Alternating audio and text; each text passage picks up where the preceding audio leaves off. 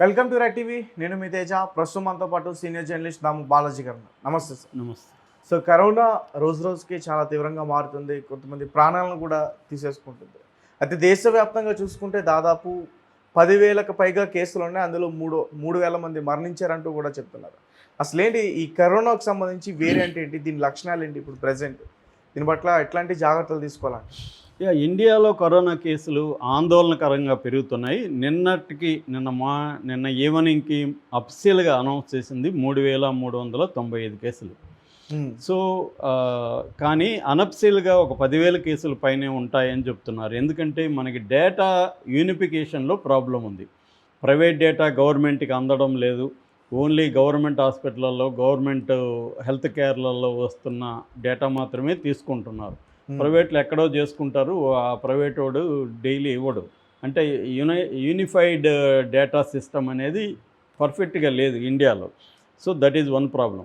రెండో, డెత్స్ కూడా పెరుగుతున్నాయి. ఇప్పటి వరకు అఫీషియల్గా అనౌన్స్ చేసింది 17 మరణాలు.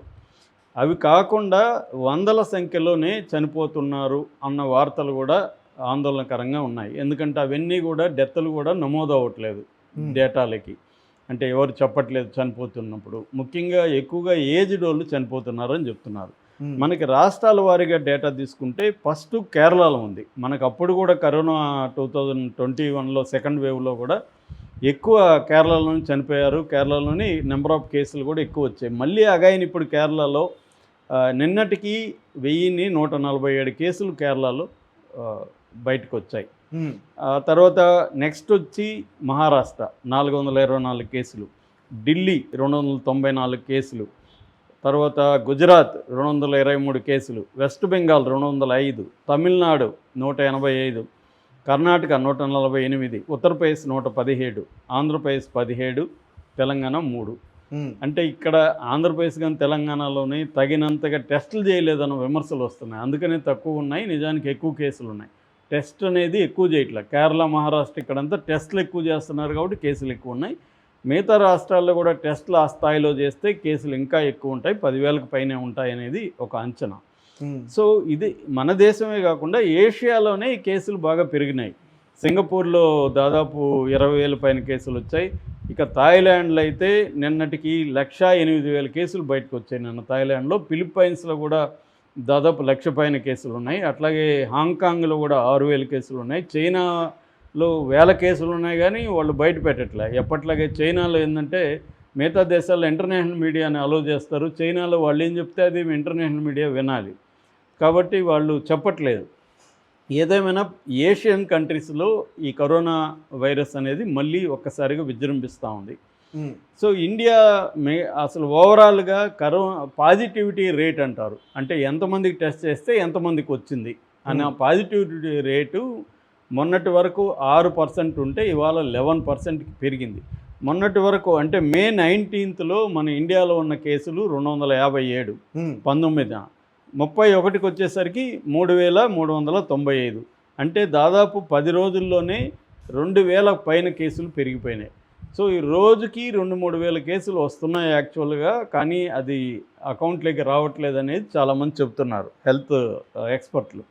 దీని మీద ఇప్పుడు WHO అనౌన్స్ చేసింది. ఎందుకు ఇంతగా పెరుగుతున్నాయి కేసులు అంటే, ముందుగా మనం వేరియంట్ని అర్థం చేసుకోవాలి మనకి. ఎందుకంటే ఇంతకుముందు వచ్చిన కరోనా వేరియంట్ వచ్చి SARS-CoV-2 దాని పేరు. ఆ తర్వాత మనకి డెల్టా అని, ఒమిక్రాన్ అని ఇలా రకరకాల వేరియంట్లు వచ్చాయి. ఇప్పుడు వచ్చిన వేరియంట్ పేరు JN1 వేరియంట్. ఇది ఒమిక్రాన్ నుంచి వచ్చిన వేరియంట్. మళ్ళీ JN1లో సబ్ వేరియంట్స్ అంటారు. అంటే మ్యుటేషన్స్ అంటారు కదా, ఈ మ్యుటేషన్స్ దాదాపు 35 రకాలుగా అవుతున్నాయి అన్నమాట. అందులో సబ్ వేరియంట్స్ ఉన్నాయి. ఈ సబ్ వేరియంట్లో ఇప్పుడు ప్రధానంగా ఎక్కువగా JN1 ఏమో 53% ఉంది టోటల్గా. మళ్ళీ దాంట్లో సబ్ వేరియంట్ NB 1.8.1 ఇది ఎక్కువగా ఉందన్నమాట. ఇది ప్రపంచంలోని ఇండియాలో ఈ NB 1.8.1 అనే వేరియంట్ దాదాపు 11% వరకు కేసులు ఈ వేరియంట్లో ఉన్నాయి. అది కాకుండా LF7 అని ఇంకొక వేరియంట్ ఉంది. అది కాకుండా BA 2.86 పిరోలా అనే వేరియంట్ ఉంది. ఇది JN1 అనే వేరియంట్ ఫస్ట్ లగ్జంబర్గ్లో, యూరోప్లో లగ్జంబర్గ్లో 2023లో బయటకు వచ్చింది. ఆ తర్వాత ఏషియాలోకి ఎంటర్ అయింది. ఏషియా నుంచి ఇండియాలోకి వచ్చిందనమాట. సో ఇండియాలో ఇప్పుడు ఇది పెరుగుతుంది. దీని మామూలుగా WHO వేరియంట్స్ని 3 రకాలుగా డివైడ్ చేస్తుంది. VUM అంటారు. VUM అంటే వేరియంట్ అండర్ మానిటరింగ్. తర్వాత VOI variant of interest. VOC variant of concern. ఇప్పుడు ఈ వేరియంట్ని, ఈ JN1 అండ్ సబ్ వేరియంట్స్ని WHO ఏమనిందంటే VUMగా ప్రకటించింది. అంటే వేరియంట్ అండర్ మానిటరింగ్. అంటే ఈ వేరియంట్ అనేది డేంజర్ కాదు, కానీ దీన్ని మానిటర్ చేయాలి. అంటే దీన్ని అబ్జర్వ్ చేయాలి, దీని గురించి పరిశీలిస్తూ ఉండాలి అనేది WHO అనౌన్స్ చేసింది. ఈ వేరియంట్కి ఉండే లక్షణం ఏంటంటే ట్రాన్స్మిషబిలిటీ అంటారు. అంటే ట్రాన్స్మిషన్ అయ్యే వేగం చాలా ఎక్కువ ఉంటుంది, ఒకరికొకరికి స్పీడ్గా అంటుకునేస్తుంది అన్నమాట. ఇంతకుముందు వేరియంట్ల కంటే కూడా దీని ట్రాన్స్మిషబిలిటీ చాలా ఎక్కువ. రెండవది ఇమ్యూన్ ఎవేసివ్ అనే లక్షణం. ఇమ్యూన్ ఎవేసివ్ అంటే ఇమ్యూనిటీ ఉన్నా కూడా అది వచ్చేస్తుంది మనకు బ్రహ్మాండంగా ఇమ్యూనిటీ ఉంది, మనకు రాదనుకోవడానికి లేదు. ఇమ్యూనిటీని పక్కన పెట్టి అది అటాక్ చేస్తుంది అనమాట. అంటే మనకి మనం వ్యాక్సిన్లు వేసుకున్నాం, మనకి ఇమ్యూనిటీ ఉంది అనుకుంటే కూడా అది వస్తుంది. సో ఇమ్యూన్ ఎవేసివ్ అనే లక్షణం కూడా దీనికి ఉంది. ఇది డేంజరస్కి సంబంధించిన లక్షణాలు. అయితే దీంట్లో పాజిటివ్ ఆస్పెక్ట్లు ఏంటంటే ఈ లక్షణాలన్నీ కూడా మైల్డ్గా ఉన్నాయి. అంటే death rate very very very లెస్గా ఉంది. అది కూడా ఏజ్డ్ వాళ్ళు, కోమార్బిడిటీస్ అంటారు. కోమార్బిడిటీస్ అంటే ఆల్రెడీ జబ్బులు ఉన్నవాళ్ళు, ఆస్మా కానీ, లేకపోతే షుగర్ కానీ, అంటే డయాబెటీస్ కానీ, లేకపోతే బీపీ కానీ, ఇలాంటి లంగ్ డిసీజెస్ కానీ ఇలాంటి ఉన్నవాళ్ళు మాత్రమే దీంట్లో చావు రేట్ అనేది ఉంది తప్ప, ఆరోగ్యం ఉన్న వాళ్ళకి ఇది వచ్చి వెళ్ళిపోతుంది మామూలుగా. అంటే జలుపు వస్తుంది, దగ్గు వస్తుంది, జ్వరం వస్తుంది, ముక్కు దింపడం అంటారు కదా, ముక్కులు మూసుకుపోవడం వస్తుంది, ఊపిరి పీల్చుకోవడం కొంత ఇబ్బంది అవుతుంది.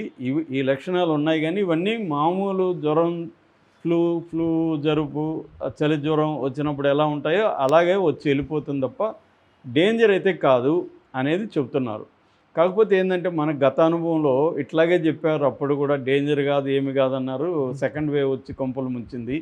అందువల్ల WHO చెప్పినా కూడా ఇప్పుడు నమ్మట్లేదు జనం. ఎందుకంటే WHO గతంలో కూడా ఇట్లాగే అబ్జర్వేషన్లో పెట్టాము ఇవన్నీ చెప్పింది, అది ఒక్కసారిగా వ్యాపించిపోయింది. అందుకని ఇప్పుడు WHO కూడా ఏం చెప్తుందంటే లో ఇన్కమ్ కంట్రీస్, ఇండియా కూడా లో ఇన్కమ్ కంట్రీ. మనకి జీడిపిలో చూసుకుంటే మనం 4th ప్లేస్లో ఉన్నాం, కానీ తలసరి ఆదాయం తీసుకుంటే చాలా దారుణమైన పరిస్థితిలో ఉన్నాం మనం. సో అందుకని లో ఇన్కమ్ గ్రూపుల్లో ఉన్న వాళ్ళకి health care, public health care అనేది చాలా ఇంపార్టెంట్. కానీ గత కొంతకాలంగా పబ్లిక్ హెల్త్ కేర్లో డబ్బులు ఖర్చు పెట్టడం అనేది తగ్గిపోయిందని WHO చెబుతుంది. అందువల్ల మనకి గవర్నమెంట్ హాస్పిటల్ కానీ, గవర్నమెంట్ హెల్త్ కేర్ సిస్టమ్స్ కానీ చాలా వీక్గా ఉన్నాయి. అంటే దీనికి అందుకని ఇప్పుడు మన minister of health and family welfare అనేది మన శాఖ, సెంట్రల్ యూనియన్ మినిస్ట్రీ, వాళ్ళు రంగంలోకి దిగి హెచ్చరిస్తున్నారు. ప్రధానంగా ఏంటంటే దీంట్లో ఒకటి సర్వైలెన్స్ పెట్టాలి, డిసీజ్ సర్వైలెన్స్ అంటారు. అంటే జబ్బు ఎట్లా వ్యాపిస్తుంది, ఎట్లా వస్తుంది అనేది సర్వైలెన్స్ పెట్టాలి. తర్వాత ర్యాపిడ్ డిటెక్షన్ అంటారు. అంటే జబ్బుని త్వరగా కనిపెట్టాలి. అంటే ఎవరు వచ్చి నాకు ఊపిరి ఇబ్బంది ఉంది ఇంకోటన్నా వాళ్ళకి ఖచ్చితంగా టెస్ట్ చేయాలి. టెస్ట్ చేసి వాళ్ళకి ప్రాపర్గా వాళ్ళని ఐసోలేట్ చేసి చేయాలి, వాళ్ళ నుంచి వ్యాపించకుండా. తర్వాత ఏంటంటే టెస్టింగ్ అండ్ ట్రేసింగ్ మెథడ్స్ని పెంచాలి, అది ఇంకా ఎక్కువ పెంచాలి, ఇప్పుడున్నది సరిపోదు. నెక్స్ట్ ఏంటంటే వ్యాక్సిన్లు మనకి 72 కోట్ల మందికి వ్యాక్సిన్లు వేశారు ఇండియాలో, 140 కోట్లలో. దాదాపు 1.7 బిలియన్ల డోసులు వేశారు. కానీ ఇది సరిపోదు, ఎందుకంటే అందరూ ఈ 72 కోట్ల మంది ఒక్క వ్యాక్సిన్ వేసుకున్నారు, ఒక డోస్ వేసుకున్నారు, రెండో డోస్ వేసుకోవాలి. రెండో డోస్ వేసుకున్న వాళ్ళు 53% ఉన్నారు. ఇక బూస్టర్ అయితే ఇంకా తక్కువ ఉన్నారు. కాబట్టి వ్యాక్సిన్ వేసుకున్న వాళ్ళకి వ్యాక్సిన్ వేయాలి గవర్నమెంటు. తర్వాత హాస్పిటల్ బెడ్స్, అంటే ప్రిపేర్డ్నెస్ అంటారు కదా, ప్రివెంటివ్ ప్రిపేర్డ్నెస్ అనేది జరగాలి. అంటే రాకముందే మనం రెడీగా ఉండాలి. హాస్పిటల్లో బెడ్స్ పెంచాలి, ఆక్సిజన్ సిలిండర్లు పెట్టుకోవాలి, కిట్స్ పెట్టుకోవాలి, మెడిసిన్ పెట్టుకోవాలి, టెస్టింగ్ కిట్లు పెట్టుకోవాలి, ఇవన్నీ చేయాలి. ఇది స్పీడ్గా జరగట్లేదు అనేది WHO హెచ్చరించింది. దాంతో మన గవర్నమెంట్స్ కూడా, స్టేట్ గవర్నమెంట్స్కి, సెంట్రల్ గవర్నమెంట్, ఈ minister of health and women health department కూడా స్టేట్ గవర్నమెంట్లు కూడా హెచ్చరిస్తుంది. ఇప్పుడిప్పుడు అలర్ట్ అవుతున్నారు, కానీ అలర్ట్ అవుతున్న దానికంటే కూడా వేగంగా అయితే వస్తుంది ఇది. ఈ ఒక రోజుకే 1000-2000 కేసులు వచ్చేస్తున్నాయని చెప్తున్నారు.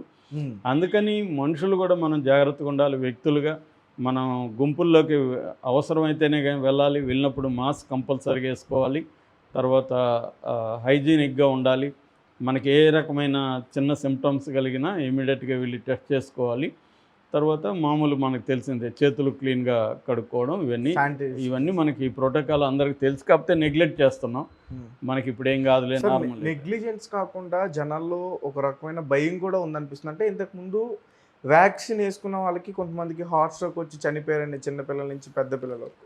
అంటే జనాలు ఈ రకంగా కూడా భయపడుతున్నారా? వ్యాక్సిన్ తీసుకుంటే మళ్ళీ ప్రాణాపాయం ఉందా? నిజానికి అదేమీ ప్రూఫ్ లేదు. వ్యాక్సిన్ తీసుకున్న వల్లనే చనిపోతున్నారనే ప్రూఫ్ ఎక్కడ లేదు. కాకపోతే వ్యాక్సిన్ మామూలుగా 6-7 ఏళ్ళు టెస్ట్ చేయాలి, వీళ్ళంతా టెస్ట్ చేయకుండా వేసేశారు. కోవాక్సిన్, కోవిషీల్డ్ మీద కొన్ని దేశాలు బ్యాన్ కూడా విధించాయి.